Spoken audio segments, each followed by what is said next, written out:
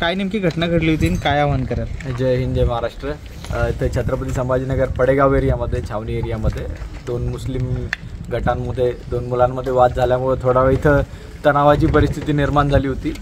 सर्व police आणि येऊन इथे परिस्थिती आटोक्यात आणलेली आहे। आता सध्या काही तणाव नाही आहे।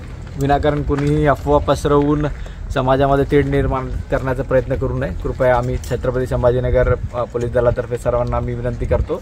आता सध्या पडेगाव एरियात पूर्णपणे शांतता आहे। सर्व परिस्थिती आटोक्यात आहे। धन्यवाद।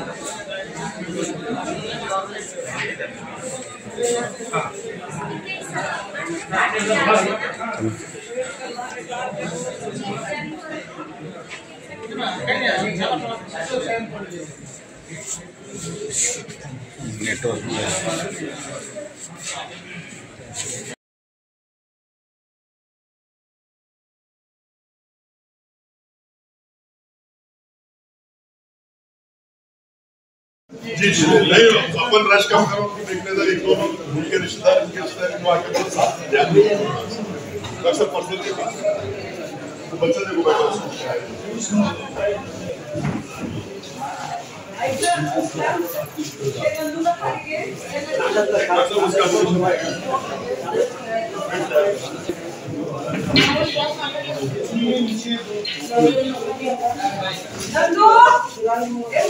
उसका